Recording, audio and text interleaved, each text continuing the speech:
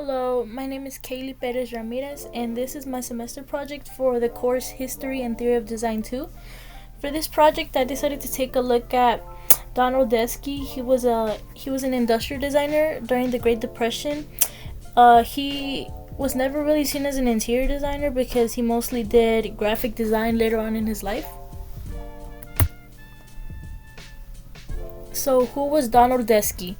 Donald Deskey was an American industrial designer who lived from 1894 to 1989.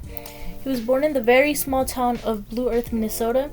He mainly practiced during the 1920s and 30s, and his primary design style was Art Deco.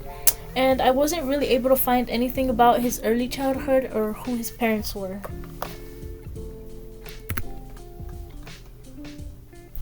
So, Donald Deskey started out his education by attending the University of California at Berkeley.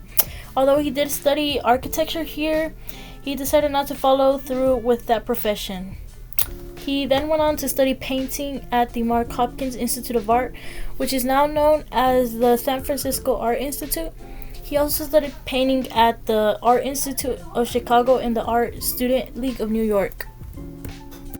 Later, Donald Deskey studied design in Paris, and when he returned, he served as the art director at Juniata College, which is located in Huntington, PA.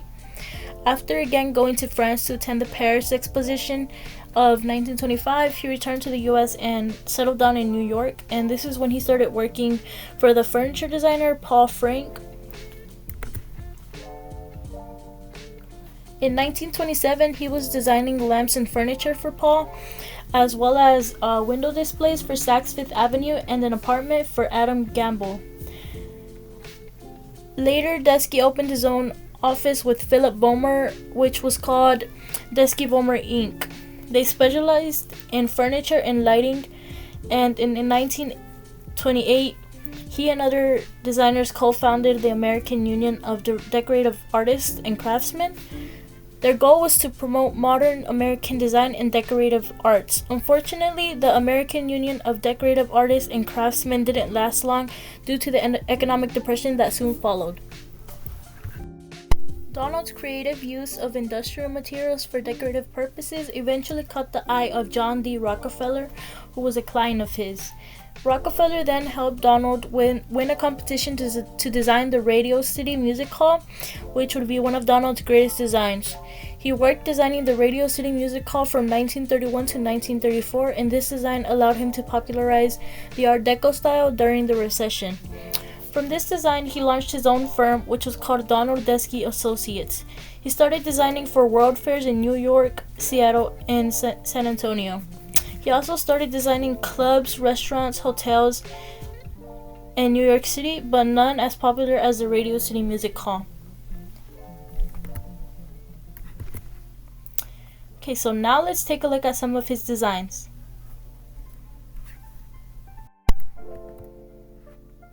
So this is a table lamp that he designed, and it was manufactured by Deskey Vollmer Inc. The steel, chrome, and glass used to make this all show the Art Deco style as well as the sleek finish of the lamp. This is a dresser that was manufactured by the Whitcomb Furniture Company, and it was also designed by Donald. The exotic looking high shine wood as well as the mirrored chrome on the top all tell me that this is an example of Art Deco. This interior is of John D. Rockefeller's bedroom, which again Donald designed. Everything from the streamlining on the bed frame, the leather on the furniture like right here, and the chrome and steel around here is again another feature of Art Deco. Now this is the Radio City Music Hall, which is again one of Donald's most well-known interiors. A fun fact about this is that it is one of the largest indoor theaters in the world, and it was built in the 1930s during the midst of the Great Depression, and at the time it was seen as a sign of optimism. Now for this, the simplified arches that are all around here, these are meant to represent the sunset, according to an article that I found, and everything from the marble floors and the gold details around like the mirrors and stuff and the streamlining that's going on right here all tell me that this is an example of Art Deco again, and it's one of the most well-known examples of it to this day. So these are just some more pictures of the Radio City Music Hall. As the exotic wood right here, like you can see like on the walls, and the chrome around the furniture and the streamlining around here are all examples of Art Deco, which is again which is like the style that Donald Deskey most used. So this is the end of the presentation. Thank you for listening, and I hope you did enjoy the presentation.